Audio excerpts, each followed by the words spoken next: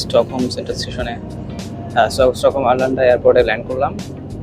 তো এখন একটা বাস আমার আগে থেকে টিকিট কাটা ছিল, আজকে সকালে কাটছি। সেই টিকিটটা হচ্ছে দিয়ে এখন হচ্ছে বাসে করে আমি স্টকহোম সেন্ট্রাল স্টেশনে যাচ্ছি। এরপর ওখান থেকে হচ্ছে আর একটা দুটো ট্রেন নিয়ে তারপর হচ্ছে আমরা আমার যে ভাইয়ের বাসা যাচ্ছি সেই ভাইয়ের বাসা থাকতে পারবো আর কি। সো একটু টায়ার্ড লাগতেছে, but ultimately I think it will work. So let's see. Train সিস্টেমটা একটু ডিফারেন্ট, দরজা থাকে বাইরে দিয়ে। সো আমি উঠে যাই, দেখি। আমরা হচ্ছে এখন বাইকিং লাইনের শিপে উঠলাম।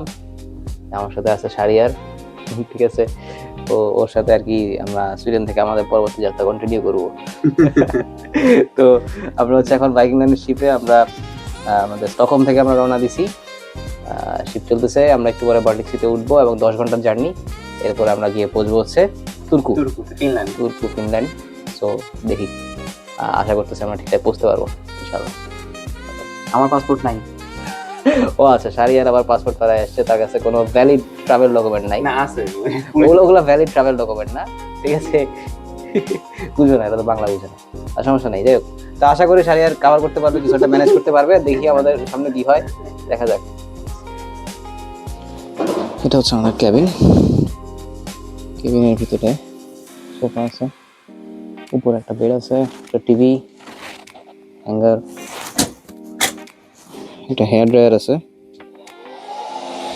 ভালোই, টেলিফোন, অ্যান্ড এখানে একটা ওয়াশরুম আছে।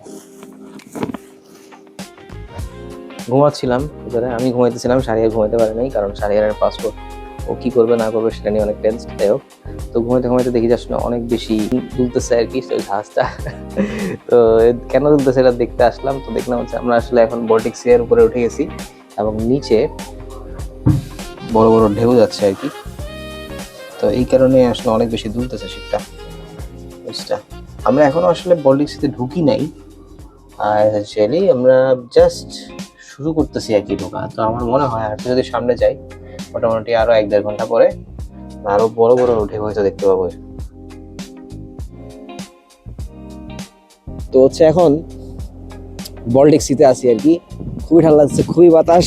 আমার এই জ্যাকেটের কারণে হয়তো বাতাসটা একটু কম বোঝা যাচ্ছে ক্যামেরায় মাইকে, বাট অনেক বাতাস, মানে প্রচুর। আমার চুল উঠতেছে দেখে বুঝতে পারছেন হয়তো।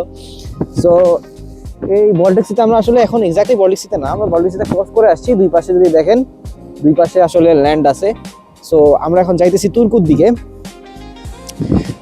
যাচ্ছি মাঝখানে এই নদী দিয়ে। সো খুবই সুন্দর একটা ভিউ আর কি। তো আমরা মনে হয় আর 1 ঘন্টা সময় লাগবে, আর 1 ঘন্টার মধ্যে হয়তো আমরা পৌঁছে যাব। সো এই দেখেন, এটা হচ্ছে আমাদের ক্রুজ, সামনের দিকে আগাইতেছে। অনেক বিশাল, এটা টোটাল হাইট প্রায় 11 তলা 12 তলার সমান, অর্থাৎ প্রায় 110 ফিট 120 ফিটের মতো, বিশাল।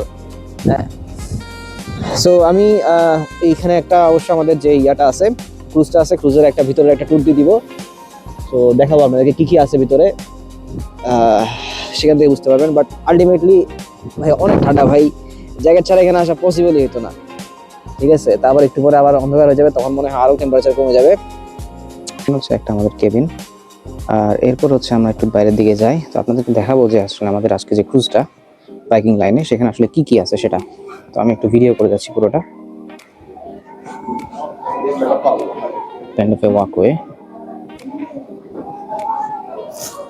সো সকালে আমরা যে ভিডিওটা করছিলাম সেটা হচ্ছে এখান থেকে বাইরের ভিডিও দেখা যায়। এবার আমি সামনের দিকে আগাই। আমরা হচ্ছে এখন 9তে আছি। 9 থেকে সামনের দিকে গেলে এখানে হচ্ছে আমাদের ওয়াকওয়ে।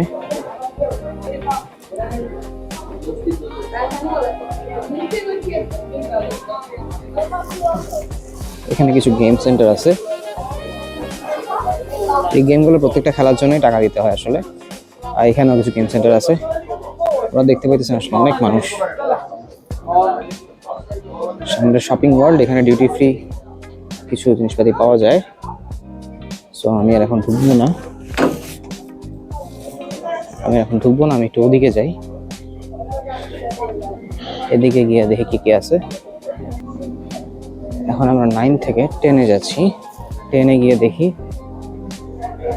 10-এর কি কি আছে সেগুলো এখন আপনাদের দেখাবো। লিফট আছে, বাট লিফট নিলাম না, সিঁড়ি দিয়ে যাই। আমরা মোটামুটি আমাদের বাইরের জায়গায় পৌঁছে গেছি, তো যে কারণে সবাই মোটামুটি বের হয়ে যাচ্ছে, মোটামুটি নেমে যাচ্ছে সবাই। তো আমি চেষ্টা করবো আপনাদেরকে একটা মোটামুটি ট্যুর দেওয়ার। সো এখানে হচ্ছে বার এবং অন্যান্য জায়গাগুলা। এদিকে মানুষ গান টান গায়, ক্যারোকেতে খেলা দেখাচ্ছে। এখানে হচ্ছে একটা বার,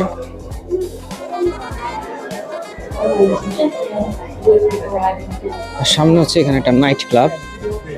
জাস্ট একটু ঘুরে আসবো। একটু আগে এখানে গান বাজনা বাজতেছিল, এখন মেবি হচ্ছে না, দেখে আসি তো একবার।